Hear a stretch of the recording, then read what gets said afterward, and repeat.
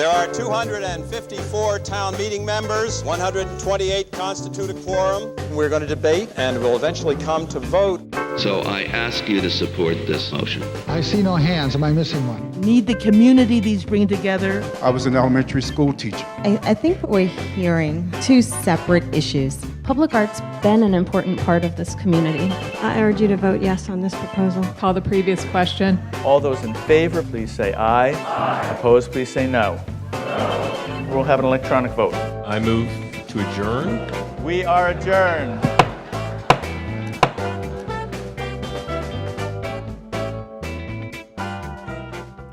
Hello, my name is Carol Gray, and I'd like to welcome you to Conversations About Town Meeting.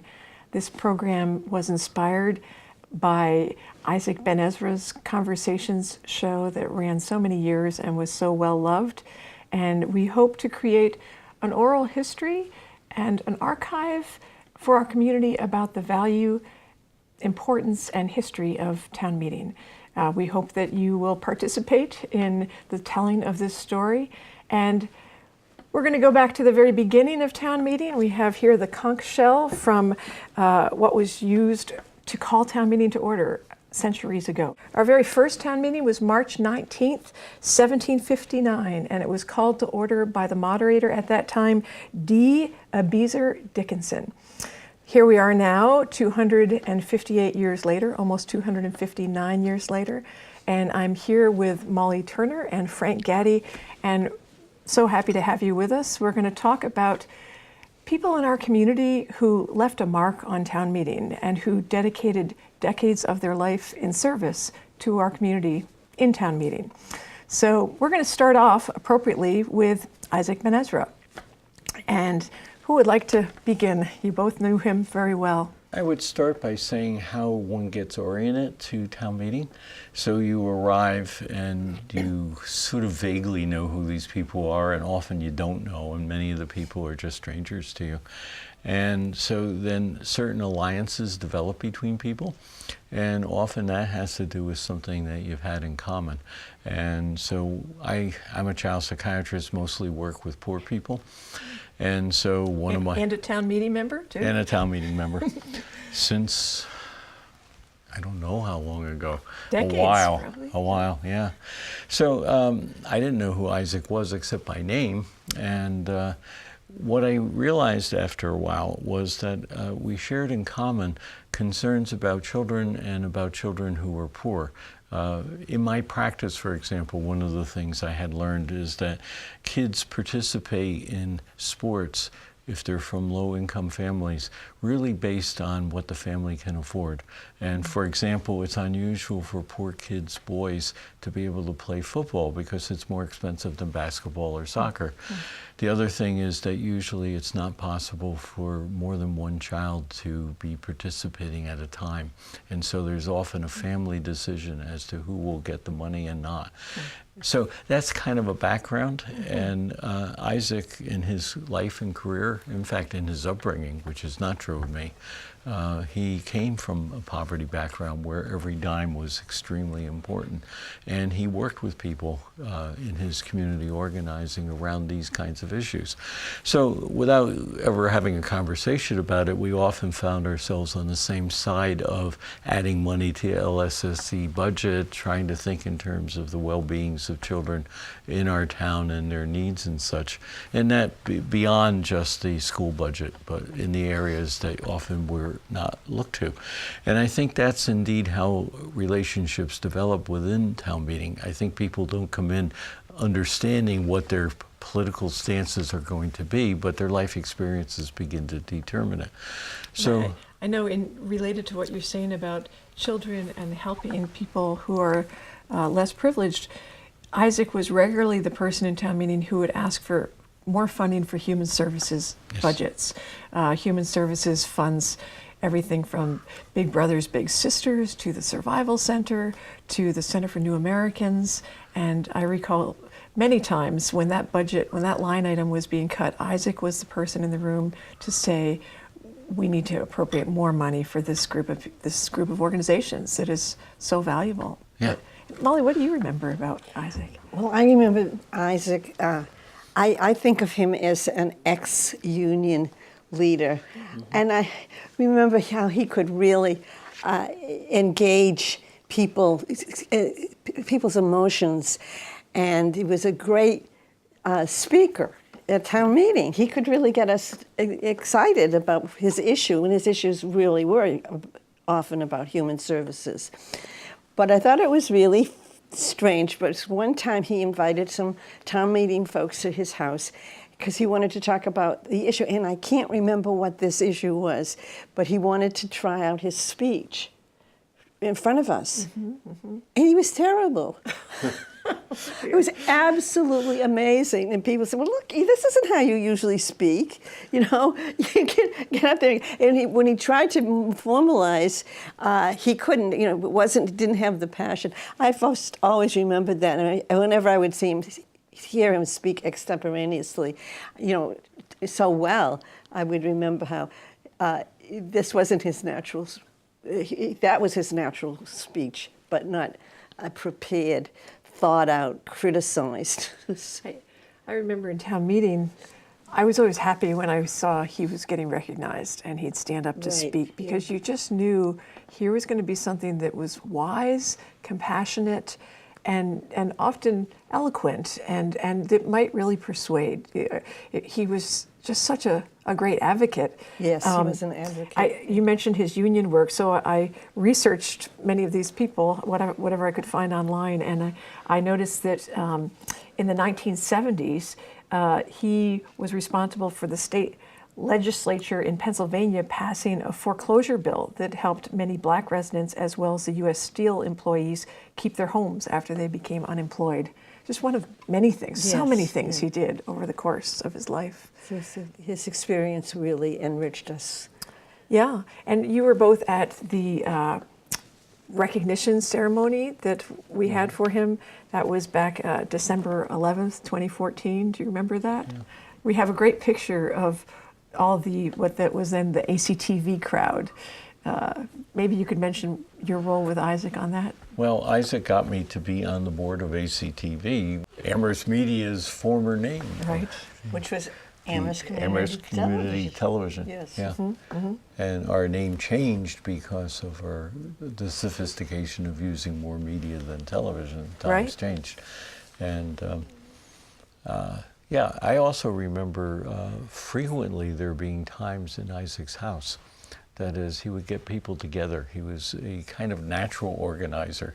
And not necessarily people who thought alike. Often there was a group of people that had different kinds of views on things, and there wouldn't be a clear agenda, there would be a conversation, and he would be actively part of that. And that was while his wife was alive, and then after he was a widow. Yeah, and his conversation show, I heard one of the segments, maybe it was you who was telling me, he was very proud of the 9/11 segment. Yes. Could you mention what that was about? After 9/11, people were, you know, sleepwalking through their shock of what had just occurred and such. And he grabbed a microphone and went out into the community and said, this is a time to preserve what people were thinking, because they're not even going to remember themselves what they were thinking. And he interviewed people. Right. And it was an extraordinary show. In fact, it should be taken out and given special notice so that people can, in this day and age, go back and listen to that, because it captured a very specific piece of time. And also what he did, the way he got his guests, is he wandered through town and just interviewed people, anyone, just people that came along. You know, Isaac was really a social justice activist of whatever moment was before us. You know, I when I was reading over the tribute that the paper did on him, it's called Isaac Ben Ezra, A Beacon of Social Justice. And one of the things it mentioned was that in 1965, he traveled to Selma, Alabama, and with a wreath from Pennsylvania to join Martin Luther King on the Civil Rights March to Montgomery. And I never knew that. So many things that I didn't know until I was reading this obituary. you're probably aware of the role he played trying to get medications for elderly people from. Yes. Could you mention about that, no, Molly? I don't remember the details of that, but what I wanted to remember was towards the end of Isaac's tenure, he would spend Saturdays at the farmers market, and I think when he was confined to a wheelchair, he would sit there and talk to people, and he really kept his finger on the pulse of what people were concerned about in Amherst. So he was of the moment, but he did go out and observe very closely. And the actual recollection of getting medications for the elderly is that he basically found a Canadian pharmaceutical that was willing to do business with people from the States, and just found out the details and publicized it and helped people to be able to link with them as a way of getting reduced costs of medications. Yeah. Which is remarkably simple. I mean, sort of anyone could have done it, but he did it. He did it. He did it. Yeah, I was also reading about, he was very much a grassroots person. And I was reading the article about how when he was part of then ACTV, Amherst Community Television, he was really thought it was very important that the media stay separate, independent from the town. And there's always a close relationship, but he felt that was very important. And you saw this grassroots strain also in his views about town meeting. He died last October, but has, in each round, he was very supportive of maintaining town meeting when it was questionable whether it would remain. And the concern that had been was that there was a movement to incorporate Amherst Television under the town, so that the money that has been collected would go to the town for whatever purposes the town chose. And he felt the principle that was so important was that democracy couldn't be in the hands of the town. Freedom of speech had to be separate, and so therefore it was important that the board be independent. And so one person represented the town on the Amherst board, on the Amherst Media Board, of which that person turned out to be Isaac. But the thought was that was enough. That was enough input from the town, that the town should not control the media, because ultimately it would be used for the purposes of the town and not for all of us. That's right. And Frank, you were on the board. How many years did you overlap on the ACTV board? 6. 6. Yeah, he recruited me to come on the board, and I thought, this makes no sense. I have no background in television or communication, but it was a remarkable experience. And he also, when he negotiated the contract with Comcast, the time before, not this one, the one before, he was the main negotiator, I believe, and he was extraordinary and really well experienced with his union negotiation and so forth. And he was tough. He was very tough and got Amherst Media a good contract, I think. Yeah, and I also remember him, he was so wise, and having been an activist for, double my lifespan when I first came into town meeting, like I was a young person. I think he mentored many young activists. I certainly really looked up to him, and he would make it a point of, helping guide, like, great on this, you might want to veer over here, change your strategies a little bit. He was just so well respected, and just not just a leader, but someone to follow, and to make yourself try to follow in his footsteps. And to add something which perhaps for some of us around this table is personally a little embarrassing, but the moderator of town meeting often has an agenda of who he calls on and in what order and why. And the people who are too partisan are usually... How can you be talking about there? No one, I don't want to mention names, but... Sometimes I'm a little partisan. But what would happen is that as it got down towards the decision, as it came closer to a conclusion, he was careful about who he called on. Yeah. And one of the people he always called on was Isaac. And I think that's a recognition of his thoughtfulness, his lack of just trying to throw out a victory or but the fact that he really had been thoughtful about the whole process and is likely to bring a summary to the discussion that was useful. Yeah, and I also remember hearing sometimes that the moderator would call on people till there was nothing new being added. But Isaac was pretty much always adding something new, his whole lifetime of experience. I remember, do you remember that long debate about the War Memorial Pool?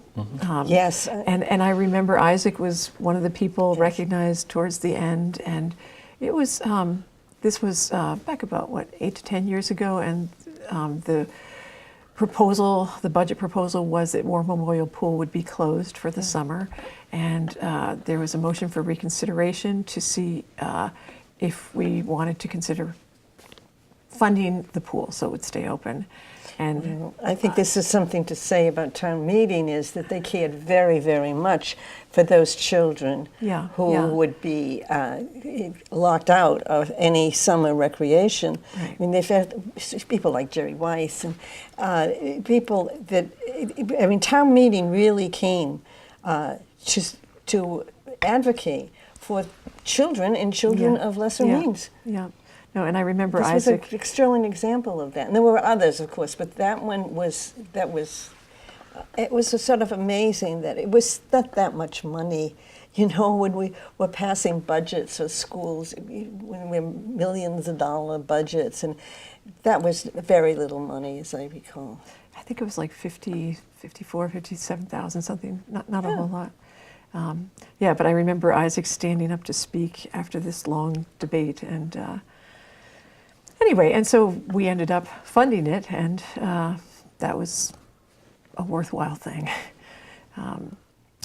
I also remember, were you on his conversations program at any point? No, I wasn't. I don't think so. No, I was, when our family got back from Egypt, and we'd been in Tahrir Square, we were in Egypt anyway, and then the revolution broke out, and I just happened to, I was there as a Rotary International Ambassadorial Scholar, and the revolution breaks out, and I was in Tahrir Square during the revolution. So as soon as we get home, I hear from Isaac, "I'd like to have you come on the show." and so I was on for like 2 or 3 segments, and just so enjoyed. We had you on Focus Show. We had you come. And you were the first interview. Yes, yes. My son, and we said, and I think it was Mary Streeter that called me and said, "Get Carol right away," so that her recollections are fresh. And within like 2 days of being home, we invited your son. All 3 of us. Yeah, the 3 of you came, and that was one of my favorite Focus shows because it was so exciting when you had just arrived. Yeah. We got you fresh. Yeah, you sure did, and then he got me too. And it was interesting reading through his newspaper article.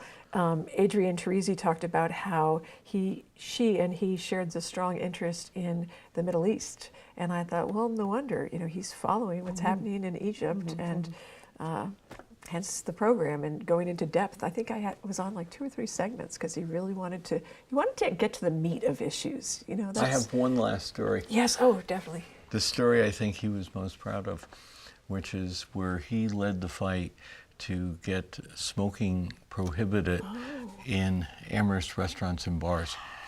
And he had participated in thinking in terms of this as a major health risk, the idea of smoking and secondary smoke. And so he proposed this and got Public Health Board support for it. But when he came to the boards that have to do with finance, there was probably a legitimate concern that if Amherst began to prohibit smoking in bars and restaurants, that business would leave Amherst and people would drive across the bridge to Northampton and they would have the same kinds of meals and Amherst businesses would suffer. And that point of view was a strong point of view in town meeting. And he insisted that this would not be the case and persuaded town meeting eventually. I don't know how we started, but we ended up voting to indeed endorse what he wished. And the irony of this is that within a year, Northampton not only didn't prosper, but they also adopted the same law. So the law we passed banned smoking in restaurants, is that what? And bars. And this was a town meeting, was it a petition article? Yeah. Any 10 citizens can sign a petition asking for a particular issue to be brought to town meeting for the spring town meeting. So many new initiatives come to town meeting in that way. So was it proposed by a particular board or a petition article? Do you recall? I can't think remember. It might have been the Board of Health. It was backed by the Board of Health. Yes, it definitely was. But this was when Larry Kelley weighed in, and where I often did not agree with Larry Kelley. This was one I so firmly agreed with him. And Larry was at that time, he had his karate studio. Oh, right. And so he really cared about health, and he knew a lot about it. And I remember Larry was a journalism student at UMass, and he did practice a kind of journalism all his life. Yes. Well, there's many. Do you want to share some stories about Larry Kelley while we're on here? Unfortunately, what I most remember is the repeated Larry Kelley concerns about the waste of town taxpayer money on the golf course. Right. Oh, that was Cherry Hill. Yep, Cherry Hill. Yes, that's right. And I saw him the first time he ever came to town meeting as a speaker, as a citizen, and he thought he could get recognized by town meeting, and then he could hold the floor. Right.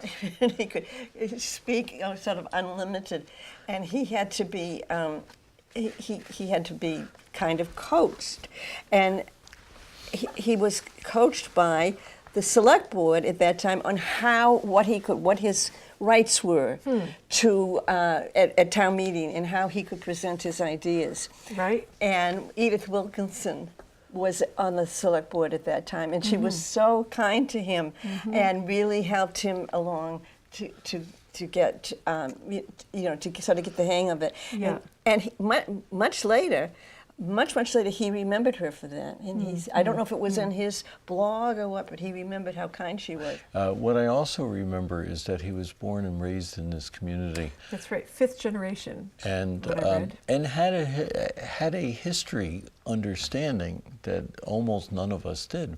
Most of us who live in town have moved here from elsewhere.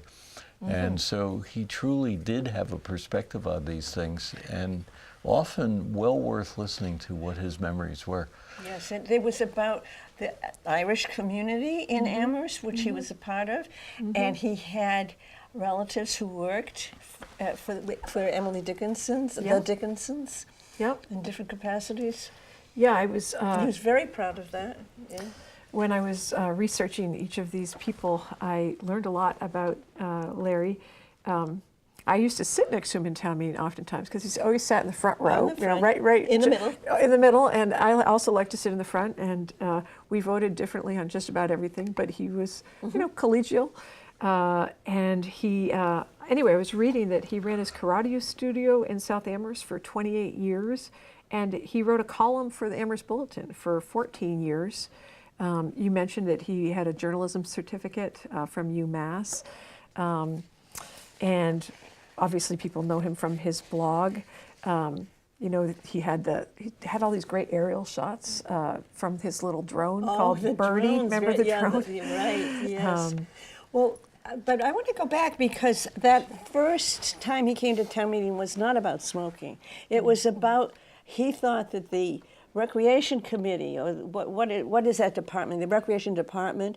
Leisure Services? Leisure Services was, and along with the golf course, so this was all part of his golf, because he had a business which was karate, and then Leisure Services offered a karate course. Yeah. And he felt that was very unfair competition. Yeah. And so he just figured out that he needed to fight this in town meeting. Yeah. And he did. And that is when Edith Wilkinson helped him out, what he could expect from town meeting.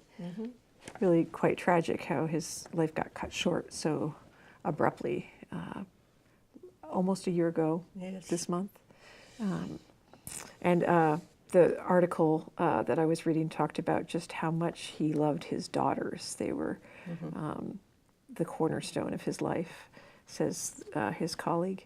And of course, there were many people urging the continuation of his blog, Only in the Republic of Amherst. I don't know if anyone has picked it up. I'm not aware of that. I'm not aware that it was picked up. Nobody. Who could? Right? Yeah, he used to listen to the police scanners. So he often knew the news before the newspapers did, because he would go out to the scene and find things out. And he also championing the flag. Oh yes, He wanted flags to be flown on many occasions, particularly 9/11.